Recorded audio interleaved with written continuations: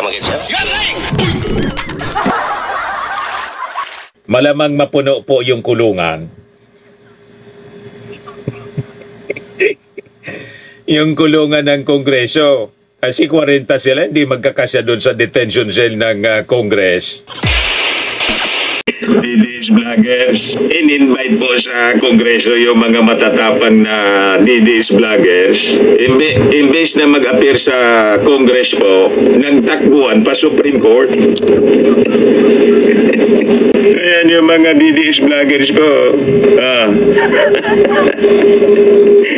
Nagtakbuhan papuntang Supreme Court. Sabi dito sa sa report ng Abante Radio, mga vloggers tawag ng TRICOM ni Congressman Dan Fernandez tatakbo ng Supreme Court.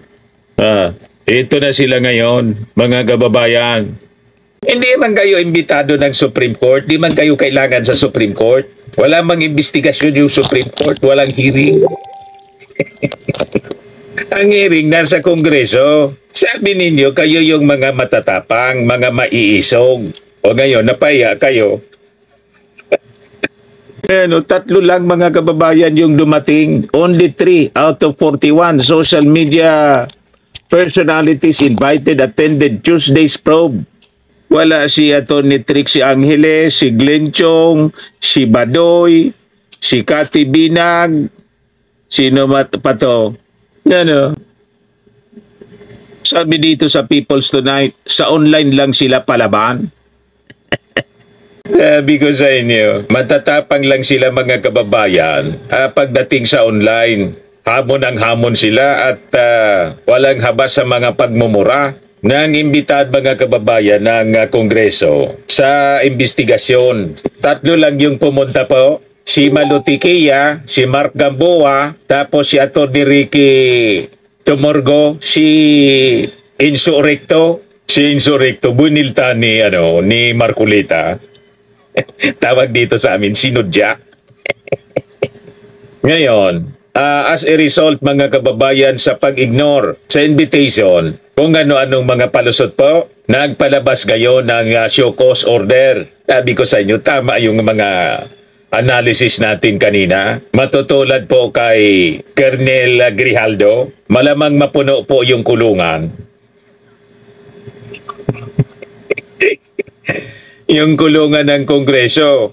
Kasi 40 sila, hindi magkakasya doon sa detention cell ng Congress. Pagpatuloy pa nilang inignore ang invitation ng Congress. Matutulad sila kay Attorney Harry Roque, naging puganti po. Nasira yung buhay ni Attorney.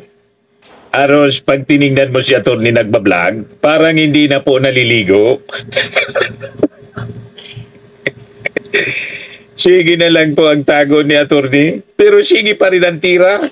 Wala pa rin tigil sa paninira sa ating Pangulong Bongbong Marcos at saka kay Martin Romualdez.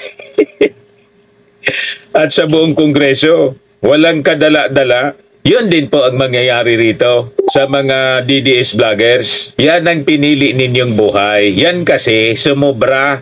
Yan sabi dito, House issues show cause orders versus vloggers who skip fake news probe. Yan po. The House Committee on the House Committees investigating fake news and disinformation in the country issued show cause orders against resource persons who skip its first hearing over various excuses. Only 3 out of 41 invited social media personalities yung nag-attend ng investigasyon ng Kongreso according to the secretary ng committee. So sabi dito sa balita ng ABS-CBN, this prompted lawmakers to compel the absent resource persons to show up in the joint panel's next hearing. Among those who were subject of show cause orders were former Press Secretary Trixie Cruz Angeles, Mark Lopez, and Crisette Chu. Nakuha ninyo yung hanap ninyo. Siguradong matutulad kayo kay Atty. Harry Roque. Magiging pugante. Ang titigas kasi ng panga ninyo. O diba? Masyado kayo kasing abusado. Ngayon, si Congressman Paduano nag-motion at pinapakonsulta na sa legal office ng Congress the possibility na mag-file ng disbarment laban kay Trixie Cruz Angeles. Yun ang sabi ni Congressman Paduano. Sabi ni Congressman Dan Fernandez, ang disinformation na kinakalat nila ay maituturing na weaponization of social media kapag ito ay nagdulot ng kaharasan o naghasik ng pagkakabitak-bitak ng ating lipunan. Ngayon, isa sa mga DDS vloggers, mga kababayan na inimbita pero hindi nag-attend si Tio Moreno. Ayan siya. Nagpa-picture sa Supreme Court. Ito yung post niya ngayon pa lang, 49 minutes ago. Hindi man yan yung totoong pangalan niya na Tio Moreno. Alex Distor po ang totoong pangalan niya. Kasama sa tumakbo sa Supreme Court. Sabay post mga kababayan ngayon. Sabi niya, we choose not to attend the TRICOM's probe on fake news because it is clearly targeted political maneuver. This became even more apparent during the hearing itself simply because we did not attend. They are now threatening to cite Joy de Vibre in contempt and are even considering to disbar Attorney Trixie Cruz Angeles.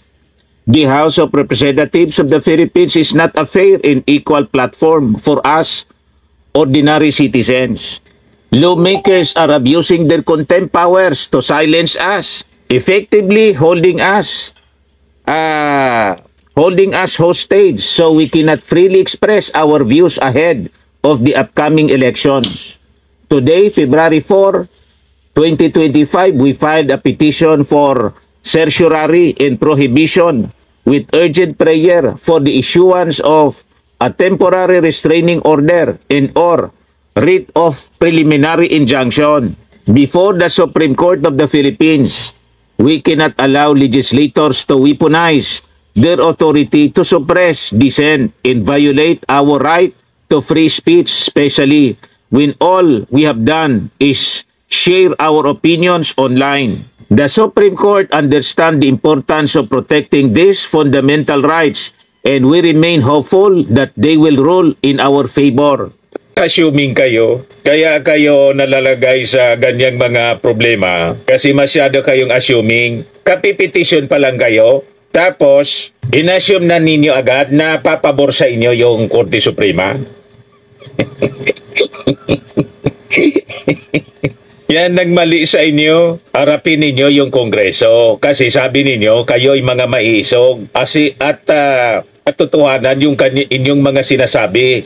Lahat katotohanan, hindi kayo fake news. Ang inaccuse ninyong fake news, yung mga supporters ng ating Pangulo, binabaliktad ninyo palagi. Pag nandiyan ka sa katotohanan, dapat you have that courage. Matapang ka dapat na harapin. Kaya lang matapang lang kayo sa kwento.